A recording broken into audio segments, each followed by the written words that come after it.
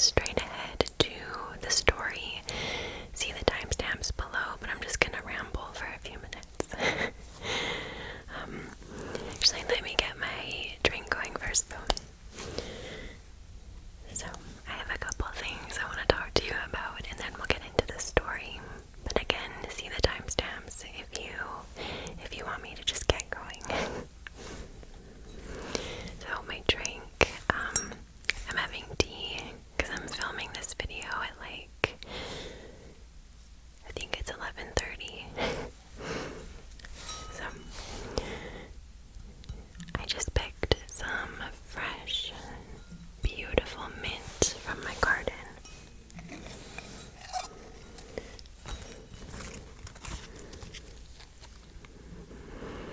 Oh my god, it smells amazing. Look at that beautiful, beautiful mint.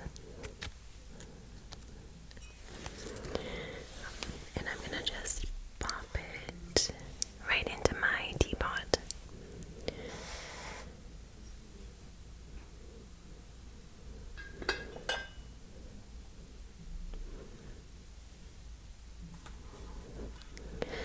It's always hard to do this really quietly. I'm not the most graceful person in the world, so I do struggle with this kind of thing. But can you see that? I think so.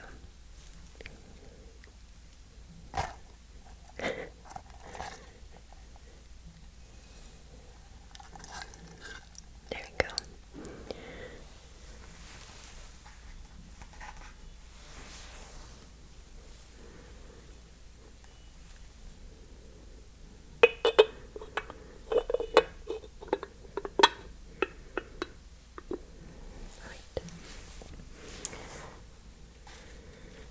So I have the mint in there, but the main tea I'm drinking, I have 2 teaspoons of this in there as well.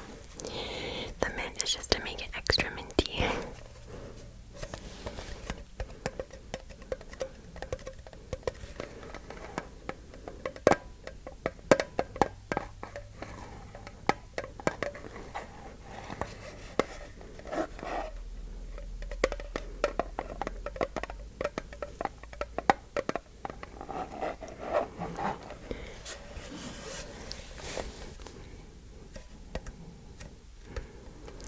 This is Revive Herbal Tea, and it's one of my favorite teas. It has spearmint, lavender, and rose petals, and I love spearmint or mint tea. Just why I added extra mint. But maybe you can see just how beautiful this tea is with the rose petals. So that's what we have steeping. So I'll let the mint go a little bit longer. So, quick announcement. Well, I'll do the other one first. So these videos, today's story is not going to be quite as long, and that's simply because it's just a shorter story. They all can't be like an hour plus long because there's just not enough information. So I'm thinking about doing shorter stories like this and maybe calling them like Fright Bites. I've been playing around with that name. Fright Bites, because it's like, just shorter videos, a little bit more digestible, quicker to get through. That's actually a pretty clever play on words. Fright Bites, more digestible. But yeah, let me know maybe if you have any other fun names. You could tell me what you think. But my other announcement, I have started, I'm starting a second channel, and I already have it made. It's up, and I need to put the content on there that I have so far. And this channel is just gonna be for non-whispered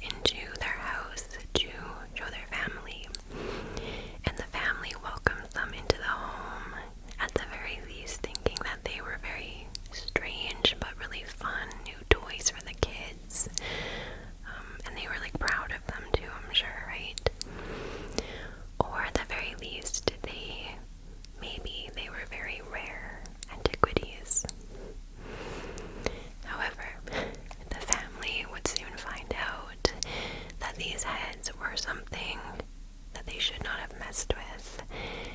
They should not have been brought inside the house, and they really should have been left in the ground. Ooh, spooky.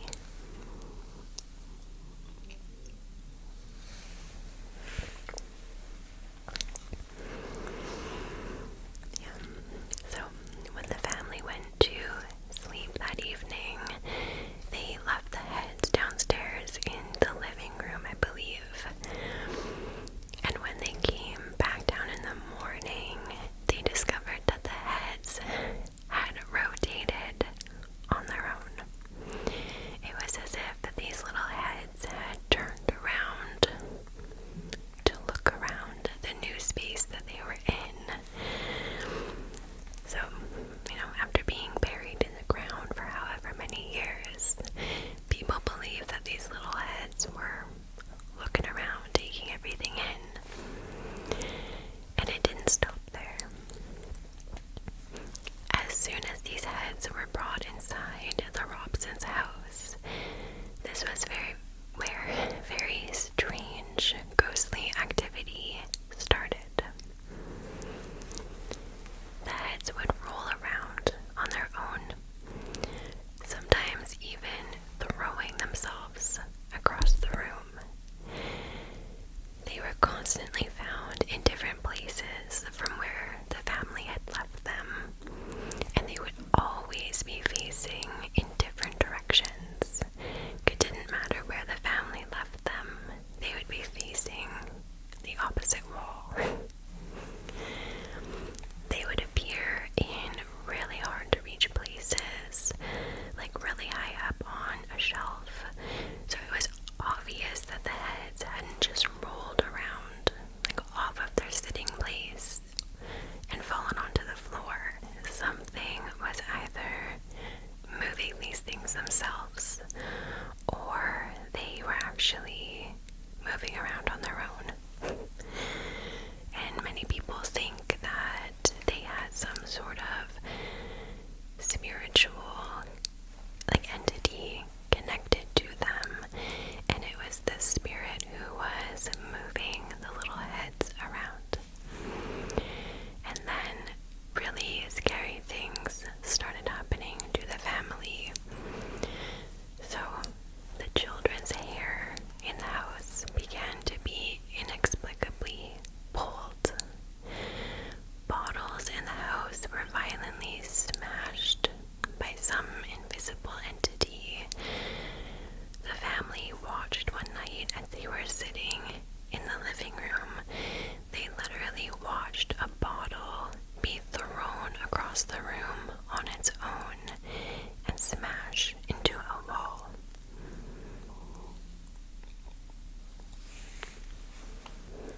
Yeah. At nighttime, the area in the garden from where the heads had been dug up, it would have this really strange glow to it as well. The parents began experiencing really weird headaches, which they had never suffered from before. And worst of all, two of the sisters found shards of glass hidden in their bed. And then it wasn't long before the Robsons witnessed this possible spirit entity that they believed was attached to these little heads. They witnessed a terrifying half-man, half-sheep creature appear in their home. Literally paralyzed with fear. All they could do was wait for this creature to leave through the front door, which opened by itself. Alarmingly, these scary experiences were not limited to just the Robson house. Apparently, whatever this ghostly presence was, it entered neighbors' houses as well, and they went on to report the events. Let me get some more tea.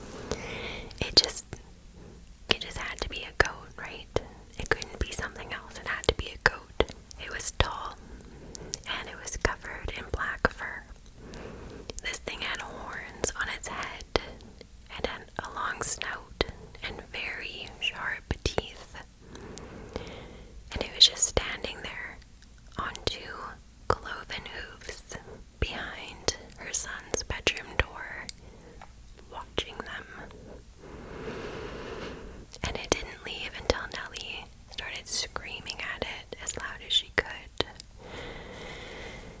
Nellie would experience this creature one more time when it came into her bedroom one night. It was walking this time on all fours, and it came to the foot of her bed, and it began examining her feet. Just to clarify, in case you think I said that wrong, this ghostly goat creature came into this woman's bedroom, half man, half goat, and it started looking at her feet. That is my nightmare. After Nellie shared these terrifying encounters with the Robson family next door, the Robsons believe now that the Heads may definitely be the cause of all of this activity, and they quickly disposed of the little balls. Mrs. Robson gave the stone heads to a doctor named Anne Ross, who happened to be an expert in Celtic artifacts.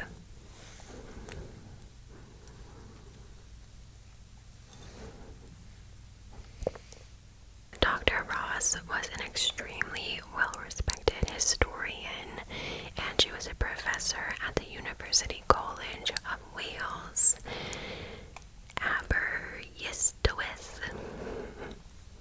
Aberystwyth. I'm Canadian, and I believe she specialized in Celtic religion and folklore, so she was just very well versed in carved heads and their significance in Celtic history, which is so cool. And she believed that these heads were from the Iron Age.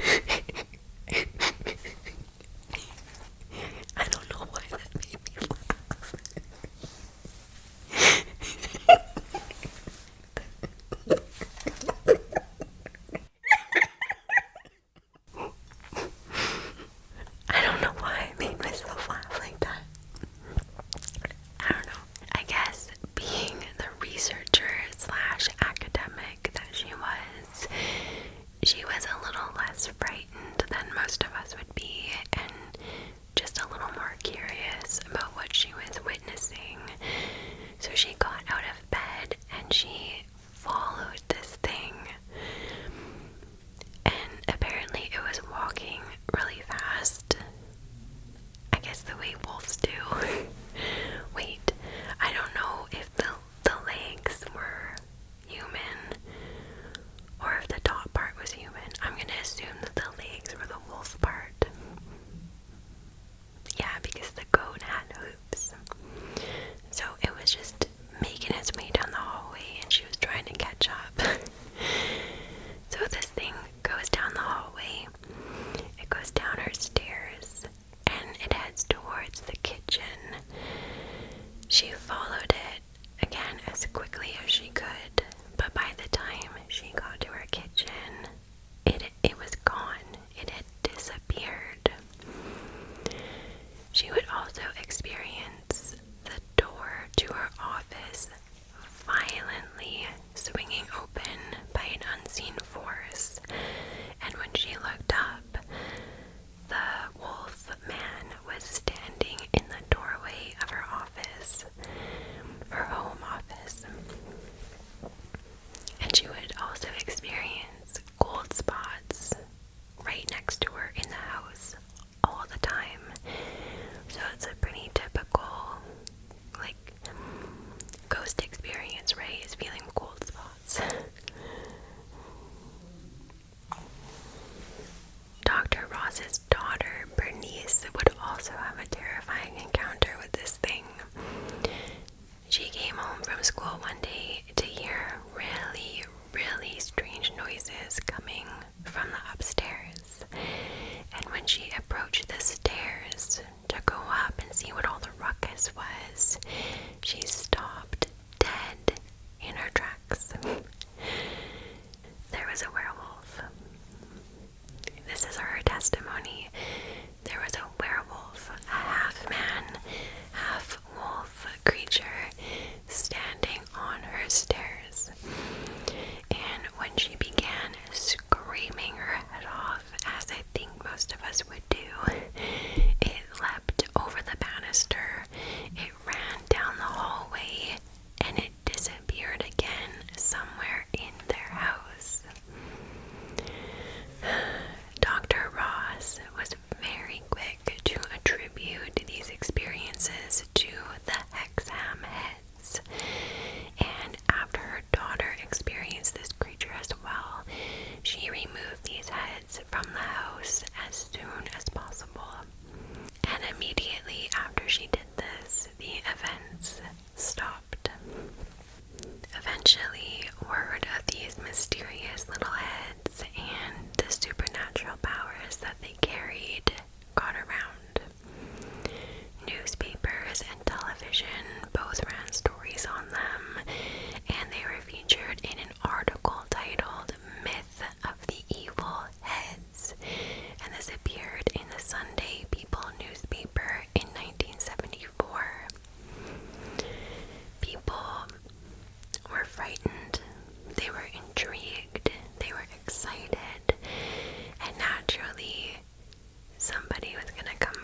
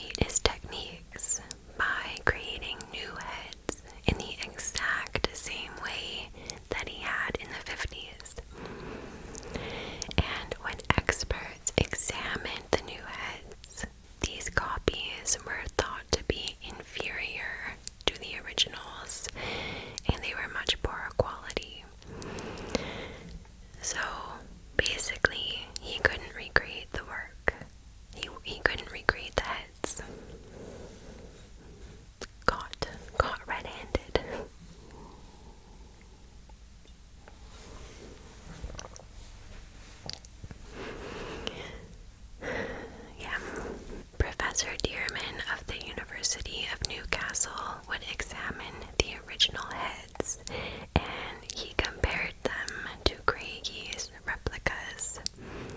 He concluded that not only were Desmond's newer heads not at all similar to the originals, but he also said that his were artificially molded as opposed to being carved from one solid piece of stone like the original heads had been. So pretty interesting, right? Like they were 100% certain he couldn't recreate the work. And in an interview with Desmond, this is what he said. I made them about 16 years ago. I made the heads from bits of stone and mortar simply to amuse my daughter when she was a little girl. I actually made 3, but one appears to have got lost. They were out in the garden for years. I definitely made them. I have been laughing my head off about these heads, and I cannot understand why all of this attention is being paid to them. And I really do find this so interesting because, one, I get why people would want that attention, right? Like that's always going to happen when something interesting or exciting happens. But it just seems like such a strange thing to lie about. But then you can't really argue with the experts who examine the replicas, right? Like, they asked him, replicate it to prove that you were the original sculptor, and they said, no, nothing about them is the same. So yeah, I'm torn, because, I don't know, I'm torn. I don't know what to think. It's a weird thing to lie about. I want to believe him, but he couldn't replicate it, so what does that say? I don't know. Understandably, nobody wanted to keep the heads in their homes anymore. So they were eventually given to the Museum of Antiquities at Newcastle University, where they were properly kept and stored as archaeological artifacts. Over the years, it was widely debated whether these heads were actually ancient Celtic artifacts or if they were made from more modern materials. But the interesting thing was, nobody could figure it out. The conclusion was that the heads would have to be broken down, like basically into sand, to conclude whether or not they were actually of ancient or of modern origin. And I guess, I don't know, maybe at the time they were thought to be too valuable, like they didn't want to actually damage them to examine them further. I'm not sure.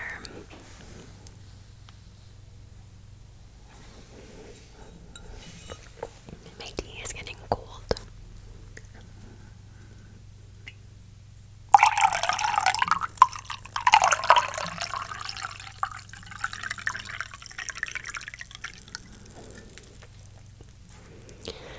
I love tea. I will drink. I already have almost drank this entire pot.